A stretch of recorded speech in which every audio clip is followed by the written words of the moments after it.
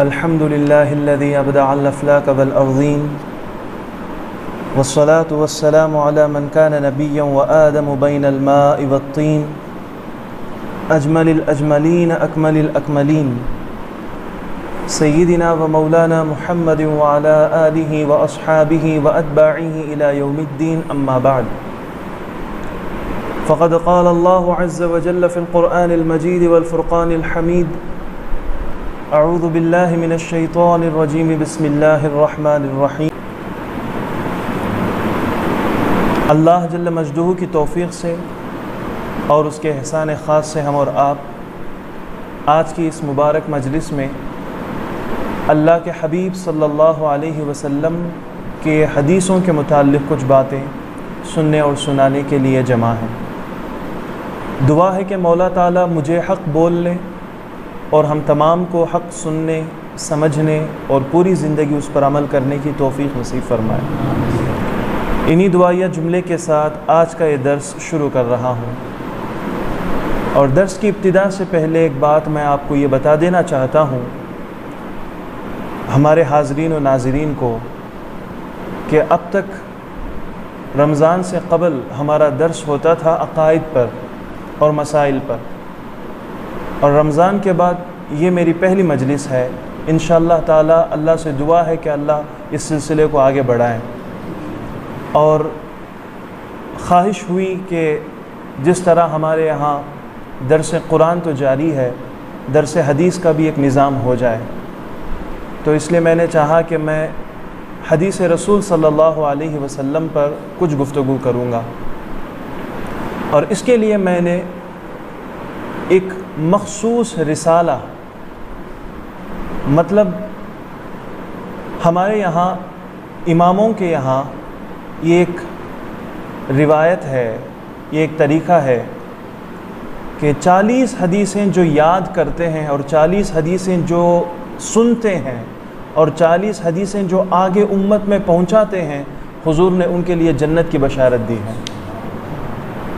تو اس بشارت کو پانے کے لیے ہمارے جو بڑے بڑے ائمہ، بڑے بڑے محدثین جو گزرے ہیں، اپنی بے شمار کتابیں ہونے کے باوجود وہ 40 حدیث کو کلیکٹ کر کے الاربعون کے نام سے پیش کرتے ہیں کہ اپنی طرف سے ایک اربعون ہو جائے۔ الاربعون ایک عربی لفظ ہے، الاربعون کا معنی ہے 40، عدد ہے الاربعون 40۔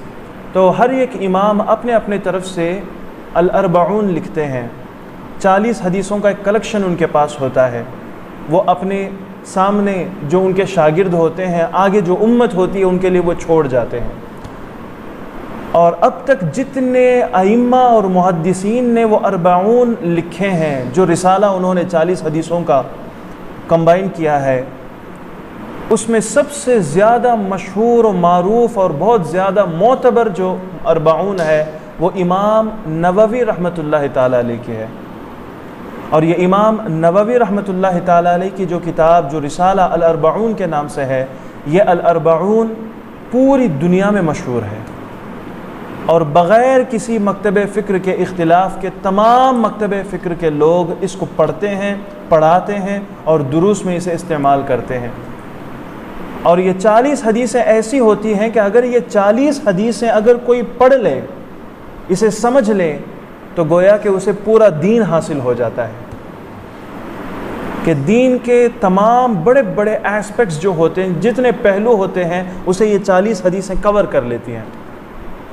تو ان 40 حدیثوں کے جتنے رسالے ہیں، جتنے اربعینات ہیں، ان تمام 40 میں سے امام نووی رحمۃ اللہ تعالیٰ علیہ کی جو کتاب، جو رسالہ 40 للامام النووی سے مشہور ہے، وہ الامام النووی رحمۃ اللہ تعالیٰ علیہ کی کتاب الاربعون میں آپ کے سامنے پیش کرنے کا ارادہ کیا ہے۔ اور اگر ایک مجلس میں ایک حدیث بھی ہم پڑھیں گے تو ایسے ہی 40 مجلس تو ضرور ہماری ہونی ہے۔ اور امام نووی رحمۃ اللہ تعالیٰ علیہ نے اپنے الاربعون میں 2 حدیثیں بطور حصول برکت کے لیے سمجھ لیں کہ مزید انہوں نے بیان کیے ہیں، تو 42 حدیثیں اس میں موجود ہیں۔ تو ایک حدیث کے لیے کوئی حدیث بڑی ہو جائے تو اس میں 2 یا 3 مجلس بھی لگ سکتے ہیں اس کی تشریح میں، اسے سمجھانے میں۔ تو اس طرح میں سمجھتا ہوں انشاءاللہ تعالی اگر ہم یہ 40 کا سلسلہ آج ہم شروع کریں گے تو آئندہ رمضان تک ہم یہ چلتے رہیں گے. تو مسلسل یہ سال کا ایک نصاب سمجھ لیں کہ ہمارے یہاں درس حدیث کا جو نصاب ہوگا مسلسل 1 سال کے لیے ہے. اب اس 1 سال کے لیے جو بیانات، جو مجلسیں، جو نشستیں ہماری ہوں گی، اگر کوئی اسے سن لیں تو ہمارے یہاں کے لوگوں کے لیے، میرے تمام بھائیوں بہنوں کے لیے یہ ایک، میں سمجھتا ہوں کہ اللہ مجھے سعادت یہ بخشا ہے کہ میں یہ تمہارے سامنے بیان کر سکوں. اگر یہ کما حقوں میں نے بیان کر دیا تو ممکن ہے، اور میں امید بھی رکھتا ہوں کہ اللہ تبارک و تعالیٰ اس کی برکتیں مجھے اور آپ کو نصیب کرے گا، اور دین کے عظیم پہلو کے اوپر ہمارا ایمان بھی ہوگا اور اس پہ ہمارا عمل بھی انشاءاللہ تعالیٰ ہوگا. تو حدیث شروع کرنے سے پہلے آج مقدمے کے طور پر، انٹروڈکشن کے طور پر کچھ باتیں میں سمجھتا ہوں کہ حدیث یعنی امام نووی کی کتاب 40 شروع کرنے سے پہلے ہم کچھ باتیں بطور انٹروڈکشن ہم دیکھ لیں گے. ہر کتاب کے سامنے جو انٹروڈکشن ہوتا ہے نا، یہ جو انٹروڈکشن میں آپ کے سامنے پیش کر رہا ہوں یہ امام نووی کی نہیں ہے، یہ میں بس آپ کو بتانے کے لیے کہ حدیث کی اہمیت کیا ہے، حدیث کس قدر ضروری ہے اس امت کو، حدیث کس حد تک ہمارے لیے ضروری ہے، بغیر حدیث کے ہم کیا کر سکتے ہیں، کیا نہیں کر سکتے، حدیث کے بغیر کیا دین مکمل ہو سکتا ہے یا نہیں. تو ایمان اور دین، شریعت اور ساری چیزوں کی حفاظت میں اسلام کے اندر حدیث کا کیا رول ہے وہ ہم سمجھیں گے. پہلے حدیث کہتے کس کو ہیں، اس کی اہمیت کیا ہے، اس کی حجیت کیسی ہے، اور پھر حدیث کے اوپر جو شبہات، جو اعتراضات اٹھائے ہیں. ہم سمجھتے ہیں کہ اس میں کوئی اعتراض نہیں ہے، ہم تو بس مانتے ہیں کہ حدیث ہے، ہاں حدیث ہے. یا اور بات ہے کہ حدیث کے جو کیٹیگریز ہوتے ہیں، صحیح ہوتی ہے، حسن ہوتی ہے، اور کوئی حدیث ضعیف بھی ہوتی ہے. تو آپ لوگوں نے یہ لفظ تو سنے ہوں گے کہ یہ حدیث ضعیف ہے لہٰذا اس پہ عمل نہیں کیا جائے گا، یہ حدیث ضعیف ہم اس کو نہیں مانیں گے. ہاں یہ وہ لوگ ہیں جو حدیث کو تو مانتے ہیں لیکن حدیث کی اس کیٹیگری کو نہیں مانتے کہ ہم حدیث ضعیف کو نہیں مانیں گے. لیکن آپ کو یہ بھی معلوم ہونا چاہیے کہ آج امت کے اندر بہت سارے ایسے لوگ ہیں جو اپنے آپ کو مسلمان بتاتے ہیں لیکن حدیث کو نہیں مانتے، حدیث کو نہیں مانتے. اب وہ کہتے ہیں کہ بس ہمیں قرآن کافی ہے، قرآن کے علاوہ کوئی چیز ہمارے لیے قابل اعتماد نہیں ہے، یعنی بھروسے کے قابل نہیں ہے. بس قرآن کو مان لو، قرآن کو سمجھو، قرآن پہ عمل کرو، حدیث کی کوئی ضرورت نہیں ہے. اب ان کے طرف سے جو اعتراضات ہوتے ہیں، جو آبجیکشنز ہوتے ہیں، وہ کیا ہے وہ ہم انشاءاللہ آئندہ مجلس میں بیان کریں گے. آج صرف حدیث کی اہمیت کے اوپر بیان کریں گے. حدیث کی اہمیت بھی آپ جانیں اور حدیث کے اوپر جو اعتراضات اٹھائے جاتے ہیں ان اعتراضات کو بھی سمجھیں اور اس کا جواب بھی معلوم کر کے رکھیں. ہم سمجھتے ہیں کہ حدیث کے اوپر کوئی اعتراض نہیں ہوگا. غیر مسلموں کا ایک بہت بڑا طبقہ اس کے پیچھے لگا ہوا ہے. میں نام نہیں بتانا چاہوں گا، یوٹیوب کے اندر ان کے چینلز چل رہے ہیں، باقاعدہ طور پر ان کے پیچھے پیسے خرچ ہوتے ہیں، لاکھوں کی تعداد میں، لاکھوں کے حساب سے ان کے پیچھے پیسے خرچ ہوتے ہیں، ان کے پیچھے وقت خرچ ہوتا ہے، لوگوں کی ذہن سازی کی جاتی ہے، مائنڈ واش کیا جاتا ہے، اور لوگوں کو بلا بلا کر بطور انٹلیکچوئل یہ لوگوں کے سامنے بیانات دیتے ہیں اور لوگوں کے سامنے سپیچ دیتے ہیں کہ دیکھو مسلمانوں کے پاس حدیث کا جو بہت بڑا ذخیرہ ہے، حدیث کا جو بہت بڑا کلیکشنز ہے، اس کی کوئی حیثیت ہے ہی نہیں. ہسٹوریکلی یہ ساری چیزیں بنائی ہوئی ہیں، اس کی کوئی حیثیت نہیں ہے. اب بطور دلیل کیا پیش کریں گے؟ ہماری اسلامک ہسٹری کو پیش کریں گے. اور ہم مسلمان ہو کر ہمارے ہسٹری سے جب ہم غافل ہوتے ہیں، ہماری تاریخ سے ہم غافل ہوتے ہیں، تو پھر اس ایک غیر مسلم بات کو سنتے ہوئے ہم سمجھتے ہیں کہ ہاں بھائی یہ جو بول رہا ہے صحیح بات ہے. اب یہ بھی تو حدیثوں سے بول رہا ہے نا، یہ بھی حضور کے زمانے کی تاریخ کے حساب سے بول رہا ہے نا، جو کتابیں اس زمانے میں بنائی گئی ہیں اس کے حساب سے بول رہا ہے نا. تو ہو سکتا ہے یہ صحیح ہو. اور یہ صرف غیر مسلم میں نہیں، مسلمان جو نام کے ہیں ان لوگوں نے بھی یہ فتنہ اٹھایا ہے، انکار حدیث کا فتنہ. ہم حدیث کو نہیں مانتے، حدیث ضرورت نہیں ہے. تو آپ کو اب میں بتانے لگا ہوں کہ ہم مسلمان ہیں الحمدللہ، اور اسلام کا سارا دار و مدار دو چیزوں کے اوپر ہے، ایک ہے قرآن اور دوسری چیز ہے حدیث. یہ آپ اچھی طرح ذہن نشین فرما لیں. قرآن اور حدیث یہ اسلام کے سورسز ہیں، اسلامی احکامات کے سورسز ہیں. ہاں یہ بھی ہے کہ اجماع ہے، قیاس ہے، صحابہ کا اجماع ہے اور قیاس ہے، اور علماء ائمہ دین کا، فقہا کا قیاس ہوتا ہے، یہ بھی قابل اعتماد ہے۔ لیکن جو بھی اجماع ہوگا، صحابہ جو بھی جس بات پر اجماع کریں گے، کوئی ایک فیصلہ مقدمہ آئے گا، کوئی مسئلہ آئے گا، اب مسئلے کا حل ڈھونڈنے کے لیے صحابہ سارے مل کر اجماعی طور پر جو فتویٰ دیں گے، وہ فتویٰ بھی قرآن اور حدیث کے بیس پر ہوگا۔ صحابہ کا فتویٰ قرآن اور حدیث کے خلاف نہیں ہوگا۔ قرآن کے اندر صراحتاً کوئی بات نہیں ہے۔ ہم ایک بات میں آپ کو قیاس کے لیے میں آپ کو سمجھا دوں۔ اگر کوئی سوال پوچھتا ہے آج کے زمانے میں کہ حضرت روزے کی حالت میں انجیکشن، ٹیکہ لگانا جائز ہے یا نہیں، اس سے روزہ ٹوٹتا ہے کہ نہیں ٹوٹتا، اب جو بھی مفتی صاحب آپ کو جواب دیں گے وہ قرآن اور حدیث کو بیس کر کے ہی جواب دیں گے۔ اگرچہ قرآن کے اندر انجیکشن کا لفظ نہیں ہے، اگرچہ حدیث کے اندر حضور کے دور میں انجیکشن کا معاملہ نہیں تھا، لیکن آج جو مفتی صاحب استنباط کریں گے، جو کچھ سورس بنائیں گے جس سے وہ مسائل کو نکالیں گے، وہ قرآن ہوگا یا پھر حدیث ہوگی۔ تو آج جو قیاس ہوں گے اور آج جتنے اجماع صحابہ جو کچھ ہوا ہے اور اس کے بعد فقہا کا جو اجماع ہوا ہے، اس کے بعد جتنے مفتیان کرام آگے آنے والے زمانے میں نئے نئے مسائل کے جوابات بھی آپ کو دیں گے، مسلمانوں کے لیے فراہم کریں گے، تو وہ اپنے ذہن کو لا کر قرآن اور حدیث میں دیکھیں گے، اپنے علم سے قرآن اور حدیث میں اللہ نے جو انہیں فہم دیا ہے اسے قرآن اور حدیث سے مسائل نکال کر ہمیں جواب دیتے ہیں۔ جتنے بھی نئے نئے مسائل آ جائیں، نئے نئے مسائل، سینیٹائزر یوز کرنا جائز ہے کہ نہیں ہے، یہ آج کل کا مسئلہ شروع ہوا ہے نا۔ اب کوئی امام اعظم ابو حنیفہ کے زمانے کی کتاب رحمۃ اللہ تعالیٰ علیہ، ان کی کتاب سے کوئی تو بتا نہیں سکتا کہ سینیٹائزر کا استعمال جائز ہے کہ نہیں ہے، سینیٹائزر لگا کے نماز پڑھنا جائز ہے کہ نہیں، ماسک پہن کر نماز پڑھنا جائز ہے کہ نہیں ہے۔ آج کے مفتی صاحبان جواب دیں گے، اور آج کے مفتی صاحبان بھی جو جواب دیں گے وہ بیسڈ ہوگا کس کے اوپر؟ قرآن اور حدیث کے اوپر۔ تو قرآن اور حدیث یہ دونوں تمام اسلامی مسائل احکامات کے سورسز ہیں، اس کے بغیر کوئی حکم نہیں ہو سکتا۔ اب یہ جو میں آپ کے سامنے بار بار یہ لفظ استعمال کر رہا ہوں حدیث، یہ حدیث کہتے کس کو ہیں آپ سب سے پہلے یہ سمجھ لیں۔ قرآن تو آپ کو معلوم ہے، قرآن اللہ تبارک و تعالیٰ کا کلام ہے، اس کے 30 جز ہیں، 30 پارے اور 114 سورتیں، اور اس پر پورا ایمان رکھنا مسلمان کے لیے ضروری ہے۔ اگر کوئی شخص یہ سمجھتا ہے کہ بھائی نہیں 30 پارے نہیں ہیں، اس کے 40 پارے ہیں، اب ہمارے پاس 30 پارے ہیں، 10 پارے امام مہدی لے کر آئیں گے یا کوئی اور امام لے کر آئیں گے، لہٰذا وہ بندہ دائرہ اسلام سے خارج ہو جائے گا، کافر ہو جائے گا۔ یہ ہمارا اسلامی عقیدہ نہیں ہے۔ قرآن اللہ کا کلام ہے، اور اللہ نے حضرت جبریل کے ذریعے سے حضور پہ نازل فرمایا، اور حضور صلی اللہ علیہ وسلم نے قرآن امت کے سامنے پڑھ کر سنایا، اور قرآنی تعلیمات کس کے ذریعے سے ہم کو ملی ہے؟ حضور کے ذریعے۔ اب اگر کوئی شخص یہ کہتا ہے کہ دیکھو 30 پارے اب ہمارے پاس ہیں، 10 پارے ہمارے پاس نہیں ہیں، گویا وہ انڈائریکٹلی یہ کہہ رہا ہے کہ 30 پارے کو امت میں دینے میں حضور کامیاب رہے، باقی 10 پارے امت کو دینے میں حضور ناکام رہے۔ بات سمجھ میں آ رہی ہے؟ حضور صلی اللہ علیہ وسلم 30 پارے تو اللہ کے دیے ہوئے ہمارے سامنے پیش کر دیے، اب 10 پارے ہمارے پاس نہیں ہیں، تو یہ ناکامی کس کی ہے؟ انڈائریکٹلی کسے بتا رہے ہیں؟ رسول اللہ صلی اللہ علیہ وسلم کو۔ تو یہ توہین بھی ہے۔ تو لہٰذا ہمارا یہ ایمان ہے کہ قرآن اللہ کا کلام ہے، اور اللہ کا کلام اس میں کوئی تبدیلی نہیں آتی، اس میں نہ زبر زیر کا کوئی فرق آج تک واقع ہوا ہے۔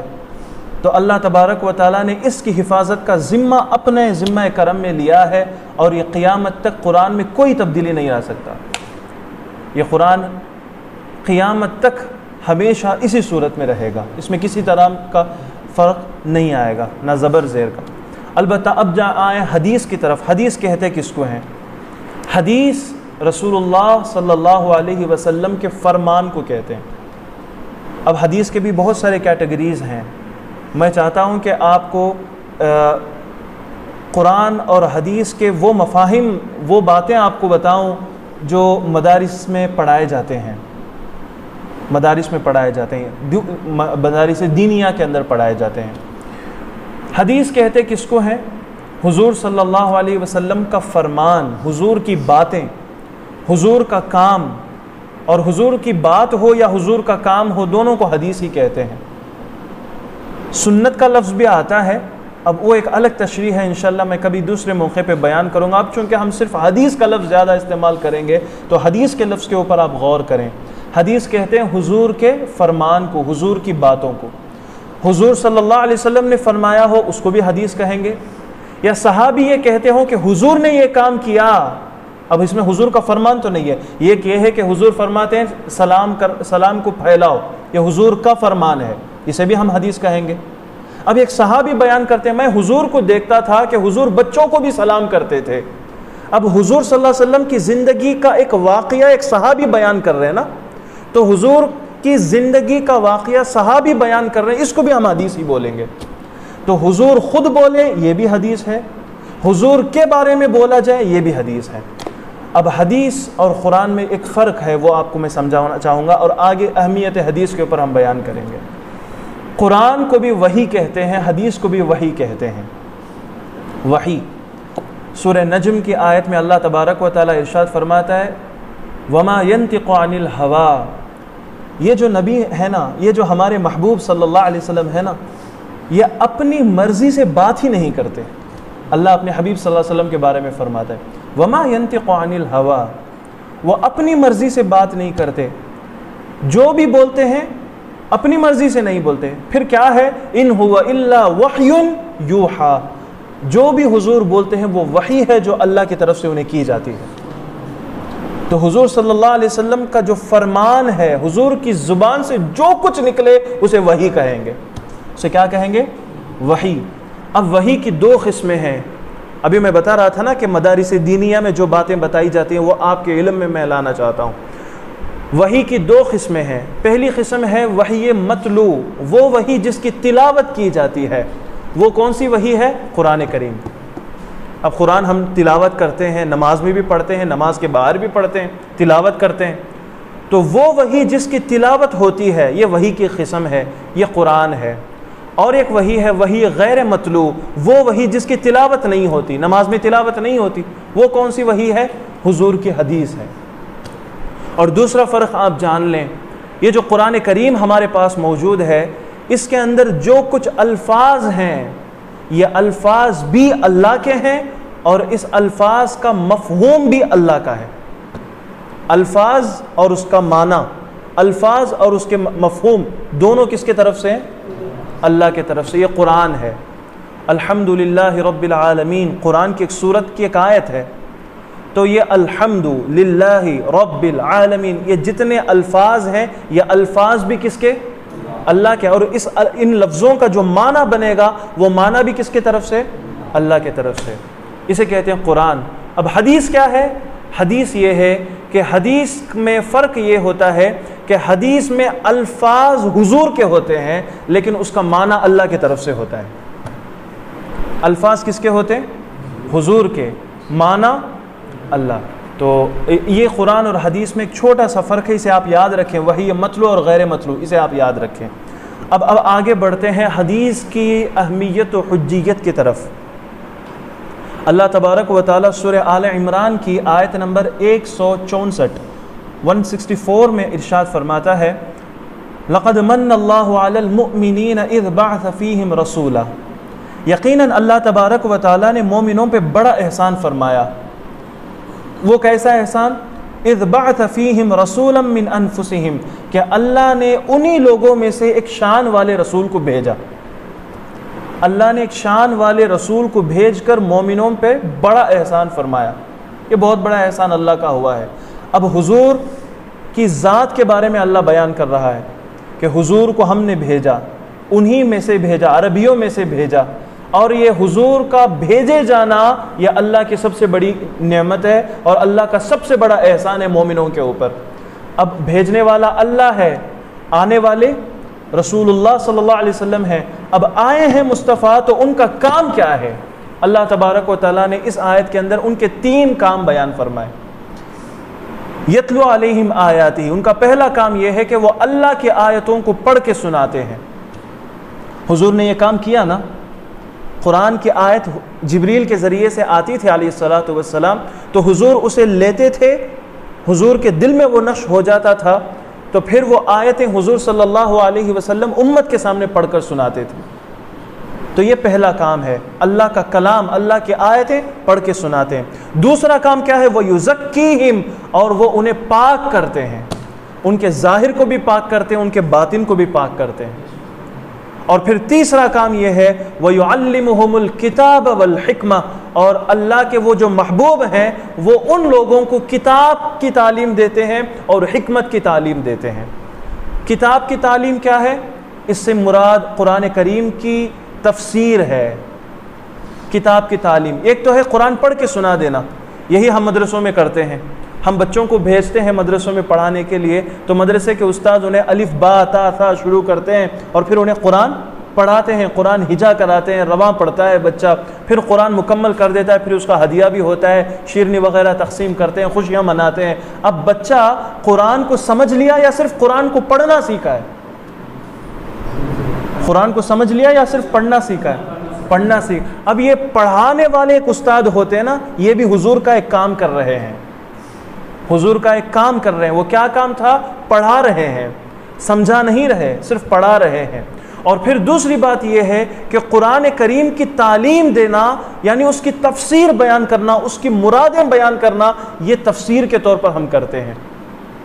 تفسیر کے طور پر مفسرین مجلسوں میں بیٹھ کر قرآن کریم کا درس دیتے ہیں، قرآن کریم کی تفسیر کی مجلسیں ہوتی ہیں، درس قرآن ہوتا ہے، تو یہاں جا کر قرآن کے مفاہیم ہم سمجھتے ہیں۔ اور یہ کام بھی حضور کی سنت ہے۔ حضور صلی اللہ علیہ وسلم نے کتاب کی تعلیم دی۔ اللہ فرماتا ہے وہ کتاب کی تعلیم دیتے ہیں، یعنی قرآن کی آیتیں نہ صرف پڑھ کے سناتے ہیں بلکہ اس کی تفسیر بھی بیان کرتے ہیں۔ والحکمت، اور حکمت کی بھی تعلیم دیتے ہیں۔ اب اس حکمت کی تفسیر بیان کرتے ہوئے امام طبری رحمۃ اللہ تعالی علیہ، اور امام طبری کی تفسیر میں اس لیے آپ کے سامنے پیش کر رہا ہوں کہ یہ تفسیر پوری دنیا میں تمام مکتب فکر کے یہاں مشہور ہے، معروف ہے، معتمد علیہ ہے۔ یعنی ہیں کہ حکمت سے مراد السنہ، حضور صلی اللہ علیہ وسلم کی حدیث ہے۔ حکمت سے مراد کیا ہے؟ یعنی حضور صلی اللہ علیہ وسلم کی بات، حضور کا فرمان، یعنی حدیث۔ تو حضور کے 3 کام اس آیت میں بیان کیے گئے۔ حضور کے 3 کام، پہلا کام حضور کا یہ بیان ہوا ہے کہ وہ قرآن پڑھ کے سناتے ہیں۔ دوسرا کام یہ بیان ہوا ہے کہ وہ امتیوں کو ظاہراً باطناً پاک کرتے ہیں، ان کے ظاہر کو بھی ان کے باطن کو بھی پاک کرتے ہیں۔ اور تیسری چیز یہ ہے کہ حضور اپنی امت کو کتاب بھی سکھاتے ہیں، حکمت بھی سکھاتے ہیں، یعنی قرآن کو بھی سکھاتے ہیں، حدیث کو بھی سکھاتے ہیں۔ اب یہاں ثابت ہو گیا قرآن کریم سے کہ حدیث کا وجود ہے، حدیث کوئی غیر ضروری چیز نہیں ہے، اس کی بڑی اہمیت ہے، اس کی بڑی اہمیت ہے۔ اور حضور صلی اللہ علیہ وسلم کا جو فرمان ہے، حضور کی جو باتیں ہیں، حضور کی باتوں کو ماننا، یعنی حدیث کو سن کر حدیث پہ عمل کرنا، یہ اللہ کا حکم ہے۔ اب اللہ تبارک و تعالیٰ قرآن کریم کے اندر ارشاد فرماتا ہے کئی جگہوں کے اوپر، اللہ نے فرمایا وَمَا آتَاكُمُ الرَّسُولُ فَخُذُوهُ وَمَا نَهَاكُمْ عَنْهُ فَانْتَهُوا۔ سورہ حشر کی آیت ہے، اللہ تبارک و تعالیٰ فرماتا ہے جو کچھ رسول تمہیں دیں اسے لے لو صلی اللہ علیہ وسلم، اور جن چیزوں سے رسول صلی اللہ علیہ وسلم روکیں اس سے رک جاؤ۔ اب حضور صلی اللہ علیہ وسلم کسی کام کے کرنے کا حکم دیتے ہیں تو یہ حضور کا فرمان ہی ہوا نا، حضور کی بات ہی ہوئی نا۔ اللہ قرآن میں کیا کہتا ہے؟ حضور کی بات مانو، مطلب یہ ہے کہ حضور کی جو حدیثیں ہیں اسے مانو۔ اور حضور صلی اللہ علیہ وسلم کسی چیز کے کرنے سے روکتے ہیں کہ میری امت یہ کام نہ کریں، تو حضور کی بات ہے نا، تو حضور کی بات ہی کو تو حدیث کہتے ہیں۔ اللہ حدیث کے اوپر عمل کرنے کا یہ فرمان جاری کر رہا ہے، کہتا ہے حضور جن چیزوں سے تمہیں روک دے اس سے رک جاؤ۔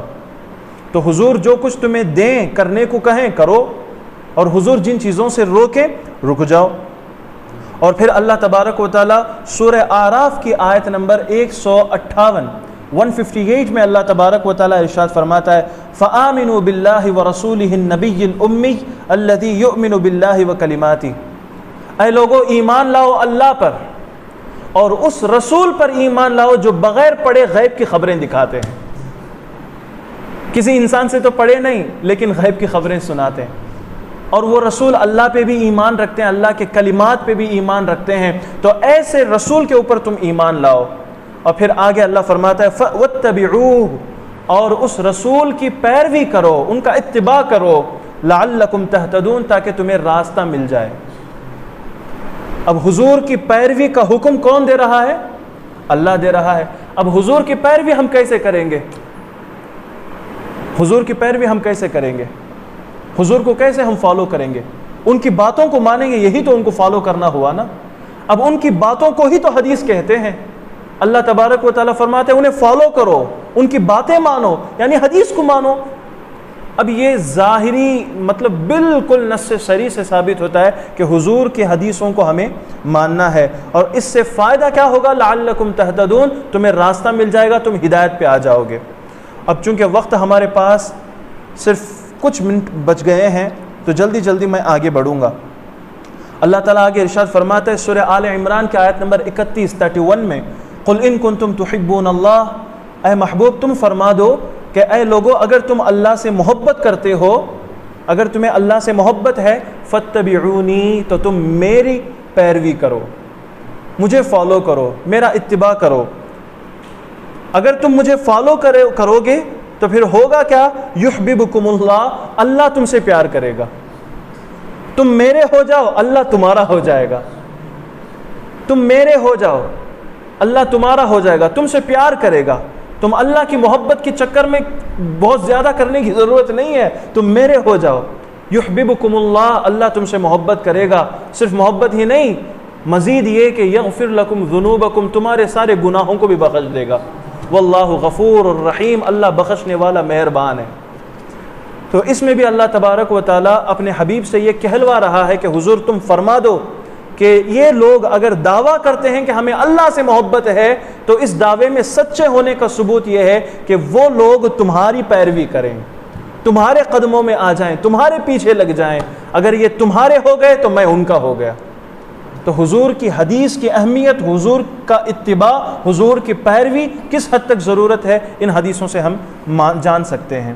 اب خود آگے حضور صلی اللہ علیہ وسلم ارشاد فرماتے ہیں، امام مالک اپنی کتاب موطا کے اندر یہ حدیث نقل فرماتے ہیں، حضور کا ارشاد ہے، حضور فرماتے ہیں ترکت فیکم امرین، اے میری امت میں تمہارے درمیان دو چیزیں چھوڑے جا رہا ہوں۔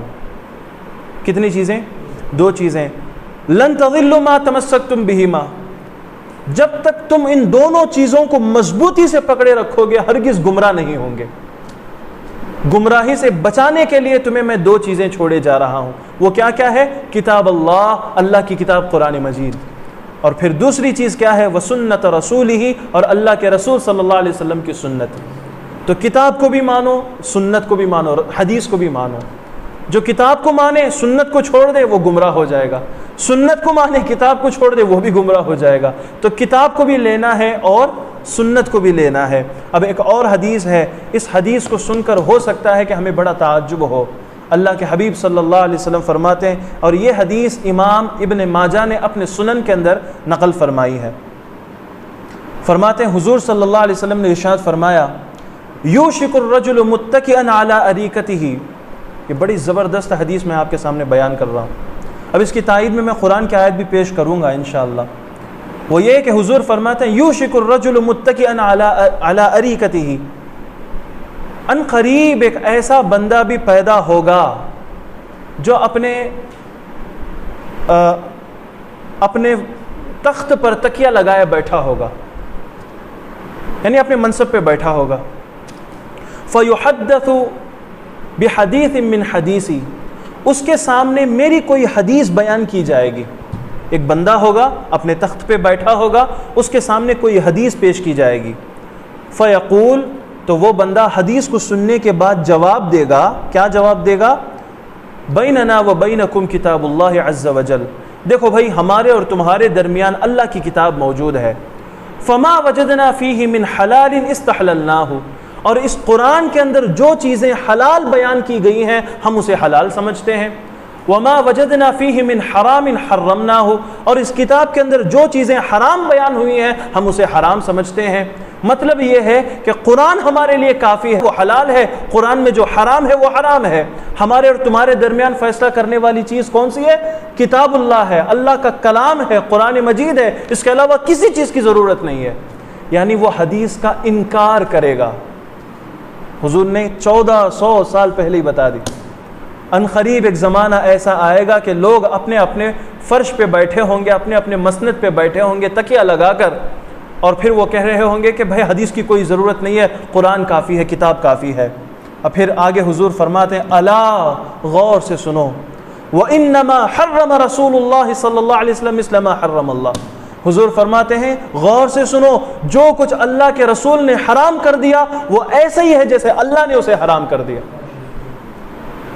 ایک زمانہ آئے گا لوگ بولیں گے بھائی رسول اللہ حرام بولے ہیں تو کیا ہے، رسول اللہ ہم جیسے انسان تھے، انہیں چھوڑو، اب کتاب اللہ میں جو بات ہے، اللہ کا کلام جو کہتا ہے ہم اسے مانیں گے، اللہ جو حرام بولے ہم اسے حرام بولیں گے، اللہ جسے حلال بولے ہم اسے حلال بولیں گے۔ رسول اللہ کی ضرورت ہی کیا ہے، حدیث کی ضرورت ہی کیا ہے؟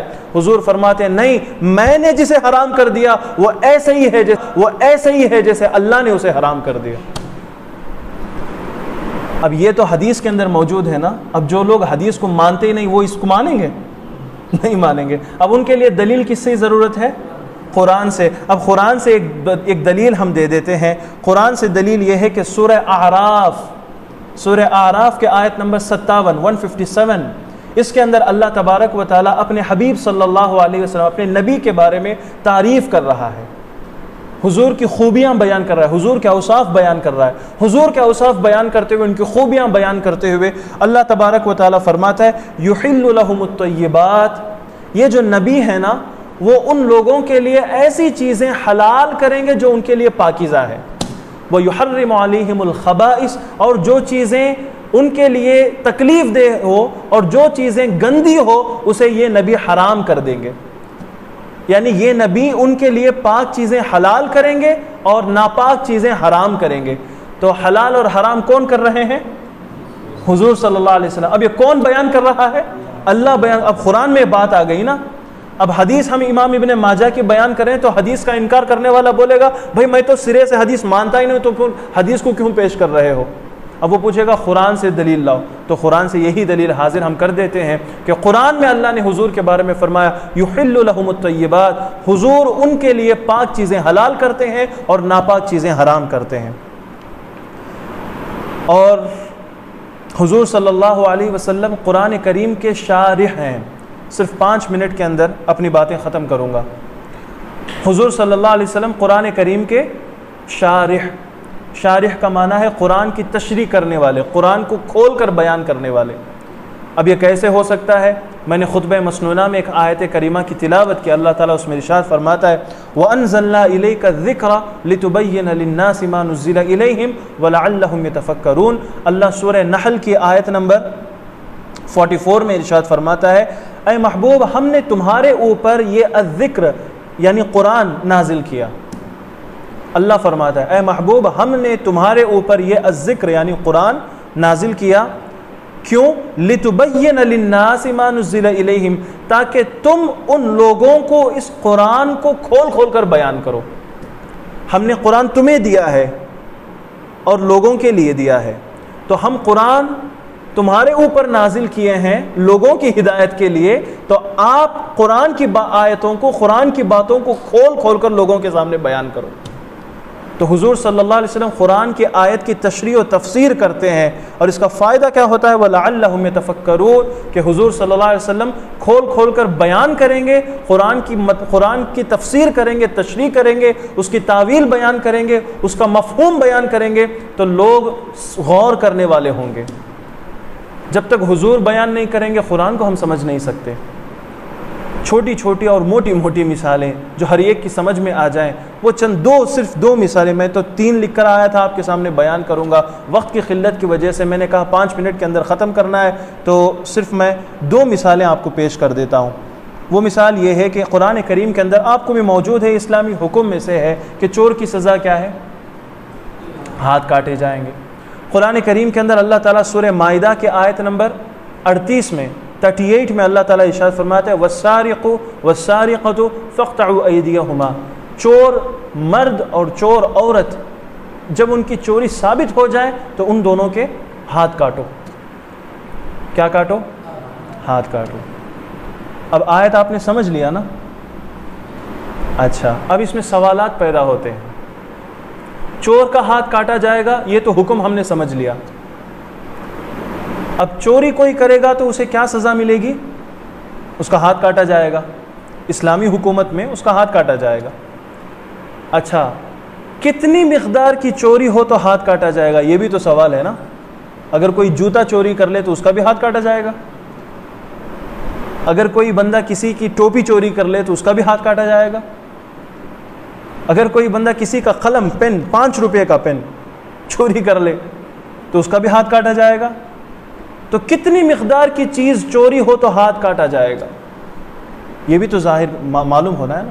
اور پھر یہ بھی کہ ہاتھ کاٹا جائے گا تو ہاتھ کہاں سے کہاں تک کاٹیں گے؟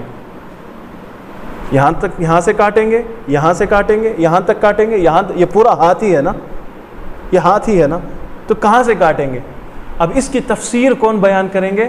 حضور صلی اللہ علیہ وسلم. اب حضور صلی اللہ علیہ وسلم فرماتے ہیں لا تقطع الید الا فی ثمن المجن. چور کا ہاتھ اس وقت تک کاٹا نہیں جائے گا جب تک اس کی چوری کی ہوئی چیز ایک ڈھال کی قیمت کے برابر نہ ہو. ڈھال، جو شیلڈ، جنگ میں لڑتے وقت تلوار یا نیزے، تلوار اور تیر سے بچنے کے لیے اپنے سامنے جو شیلڈ رکھتے ہیں، ڈھال جسے کہا جاتا ہے، مجن. تو ایک ڈھال کی جو قیمت ہوتی تھی اس کی قیمت کے برابر یا اس سے زیادہ قیمت کی کوئی چیز ہو تو پھر اس کے اوپر چور کی سزا یہ مقرر ہوگی کہ اس کے ہاتھ کاٹے جائیں گے. اب اس کی قیمت کیا تھی؟ ایک حدیث میں ہے کہ کان ثمن المجن علی عہد رسول اللہ صلی اللہ علیہ وسلم یقوم 10 دراہم. صحابہ فرماتے ہیں کہ حضور کے دور میں یہ جو ڈھال تھا، یہ ڈھال کی قیمت جو ہے 10 درہم کی ہوتی تھی. 10 درہم یعنی 10 سلور کوائنز. تو آج اس زمانے کے درہم کے حساب سے آج ہم اسے دیکھیں گے کہ کتنے 10 سلور کوائنز کی قیمت کتنی بنتی ہے. مثال کریں آج اگر 1,500 روپے کی بنتی ہے تو 1,500 یا 1,500 سے زیادہ کی قیمت جو کچھ ہو، 1,500 تو ہو نہیں سکتا، میں مثال کے طور پر بتا رہا ہوں، سمجھیں کہ 50,000 روپے. تو 50,000 یا 50,000 سے زیادہ قیمت کی کوئی چیز ہو، یا میں حکم بیان نہیں کر رہا ہوں، بطور مثال پیش کر رہا ہوں. تو 50,000 یا 50,000 سے زیادہ کی قیمت کی جو چیز ہو تو اس وقت چور کا ہاتھ کاٹا جائے گا. چھوٹی چھوٹی چیزوں کے اوپر چور کا ہاتھ نہیں کاٹا جائے گا. پین چوری کر لیا، اس کا ہاتھ نہیں کاٹا جائے گا. تو اس کی بھی قیمت ہے کہ اتنی قیمت سے زیادہ، کیونکہ ہاتھ کاٹا جائے تو پھر پوری زندگی اس کے لیے ذلت کی چیز ہے. کٹے ہوئے ہاتھ لے کے لوگوں کے سامنے جائے گا، لوگوں کے سامنے اس کا ہاتھ کاٹا جائے گا، ذلیل ہوگا. تو اللہ نے قرآن میں یہ بیان کر دیا کہ چور کی سزا کیا ہے، لیکن کتنی مقدار میں یہ سزا لاگو ہوگی یہ اللہ کے حبیب صلی اللہ علیہ وسلم فرماتے ہیں. اور پھر کہاں سے ہاتھ کاٹا جائے گا یہ بھی حضور نے فرمایا کہ پونچے سے ہاتھ کاٹیں گے، یہاں سے نہیں، پونچے سے ہاتھ کاٹیں گے. تو کتنی مقدار میں ہاتھ کاٹا جائے گا اور کہاں سے کاٹا جائے گا، یہ تفسیر قرآن ہی کی جو تفسیر ہے نا، یہ حضور ہمیں دیتے ہیں. حضور کے بغیر یہ تفسیر ہمیں نہیں ملتی. اور حضور صلی اللہ علیہ وسلم، قرآن کریم کی ایک آیت ہے، قل من حرم زینت اللہ التی اخرج لعبادہ. اے محبوب تم فرما دو، آخری دلیل ہے، آج کی مجلس کی ایک آخری بات ہے، وہ یہ ہے کہ حضور صلی اللہ علیہ وسلم سے اللہ فرماتا ہے، سورہ اعراف کی آیت نمبر 32 اللہ تعالیٰ فرماتا ہے قل، اے محبوب تم فرما دو، من حرم زینت اللہ التی اخرج لعبادہ. اللہ نے اپنے بندوں کی زینت کے لیے جو چیزیں بنائی ہیں اسے کون حرام کر سکتا ہے؟ کائنات کے اندر اللہ نے جتنی چیزیں زینت کے لیے بنائی ہیں، آپ کی خوبصورتی کو بڑھانے کے لیے جو چیزیں اللہ نے بنائی ہیں، اسے کون منع کر سکتا ہے کہ یہ حرام ہے، یہ حرام ہے، یہ حرام ہے؟ کون بول سکتا ہے؟ ساری چیزیں انسان کے لیے مباح ہیں، جس میں حرمت ثابت نہیں ہے. قرآن اور حدیث کے اندر جس کی حرمت نہیں ہے وہ ساری چیزیں انسان کے لیے مباح، استعمال کرنا چاہے تو کر سکتا ہے. تو اللہ تعالیٰ قرآن میں یہ فرماتا ہے قل، اے محبوب تم فرما دو، من حرم زینت اللہ التی اخرج لعبادہ. اللہ اپنے بندوں کے لیے جو چیزیں بطور زینت، بطور خوبصورتی پیدا کرے اسے کون ہے حرام کرے؟ تو اس سے معلوم ہوتا ہے کہ ساری چیزیں ہمارے لیے حلال ہیں، مردوں کے لیے بھی، عورتوں کے لیے. ساری چیزیں اللہ نے جو کچھ چیزیں بنائی ہیں ساری چیزیں ہمارے لیے حلال ہیں، سوائے ان چیزوں کے جو قرآن و حدیث میں حرام ہیں. ساری چیزیں حلال ہیں. لیکن اب حدیث کو جو نہیں مانتے ہیں ان کے لیے میں اب بات بتا رہا ہوں۔ حدیث کے اندر اللہ تبارک و تعالیٰ کے پیارے رسول صلی اللہ علیہ وسلم نے یہ بیان فرما دی کہ یہ جو سونا اور ریشم سلک جو ہے یہ امت کے مردوں کے لیے حرام ہے۔ اب سونا بنایا کس نے؟ اللہ نے، اور سلک یہ بھی اللہ کی پیداوار ہے، اللہ تبارک و تعالیٰ نے اسے بنایا ہے۔ تو حضور صلی اللہ علیہ وسلم اپنے ایک ہاتھ میں سونے کو اور اپنے ایک ہاتھ میں سلک کو، ریشم کو اٹھا کر بتاتے ہیں کہ میری امت کے مردوں کے لیے دونوں چیزیں دنیا میں حرام ہیں، اور بعض روایتوں میں ہے کہ جس نے دنیا میں اسے استعمال کر لیا وہ آخرت میں اسے استعمال نہیں کر سکتا، یعنی آخرت کی نعمتوں سے وہ محروم رہے گا۔ تو گولڈ امت کے مردوں کے لیے حرام ہے، چاہے وہ نکاح کے وقت پہ پہنا جائے۔ تو ہمارے نوجوان غور کر لیں کہ جن کی شادیاں نہیں ہوئی ہیں اور جو شادی شدہ بچے والے ہیں، وہ بھی جو ہمارے سننے والے اور دیکھنے والے ہیں، سب یہ غور کر لیں کہ مرد کو شادی کے موقع پہ نوشہ کو کہا جاتا ہے کہ گولڈ رنگ پہنایا جائے، اسے گولڈ پہناؤ، تو یہ تو حرام ہے مرد کے لیے۔ یہ حرام کام نکاح کے اندر شرکت نہ کریں، اس کی وجہ سے نکاح میں بے برکتی ہوتی ہے۔ حرام کام کر کے پھر آپ نکاح سنت کام کریں گے تو اس میں بے برکتی ہوتی ہے۔ تو امت کے مردوں کے لیے سونا بھی حرام، امت کے مردوں کے لیے ریشم بھی حرام، سلک بھی حرام ہے۔ تو یہ چیزیں حرام کس سے ثابت ہو رہی ہیں؟ حدیث سے، قرآن سے تو نہیں نا۔ تو قرآن کے اوپر اگر کوئی یہ کرے گا کہ بھائی قرآن میں تو یہ آیا ہے کہ کوئی زینت کی چیز، خوبصورتی، سونے کا مال وغیرہ پہنے تو خوبصورتی ہے نا۔ آج کتنے غیر مسلم اور بعض جاہل مسلمان بھی بڑے بڑے چین بنا کر کے وہ گلے میں ڈال کر گھوم رہے ہوتے ہیں اور سمجھتے ہیں کہ اس سے ہماری خوبصورتی بڑھتی ہے، ہم لوگوں کے سامنے مشہور ہوتے ہیں، معروف ہوتے ہیں، لوگوں کے اٹریکشن کو ہم ہماری طرف کھینچتے ہیں، ان کے کنسنٹریشن کو اپنی طرف کھینچتے ہیں، حالانکہ وہ حرام کام کر رہے ہوتے ہیں۔ تب وہ بندہ قرآن کی آیت لے کے بولے گا نا کہ بھائی دیکھو اللہ نے سونا بنایا ہے، میں پہن رہا ہوں، اللہ نے کہا کہ کون حرام کرنے والا؟ ہاں حرام کرنے والے ہیں وہ محمد الرسول اللہ صلی اللہ علیہ وسلم، جو حضور صلی اللہ علیہ وسلم حرام فرما دیں وہ حرام ہے۔ تو قرآن میں کبھی کامن بات ہوتی ہے تو اسپیسیفکلی حضور اسے اسپیسیفک کر کے بیان کرتے ہیں، اور قرآن میں کبھی کسی کی تفسیر نہیں ہوتی ہے تو حضور اس کی تفسیر بیان کرتے، جیسے چور والے معاملے میں ہم نے دیکھا۔ تو بغیر حضور کے، بغیر حدیث کے ہم قرآن بھی سمجھ نہیں سکتے، نہ دین سمجھ سکتے، نہ شریعت مکمل ہے۔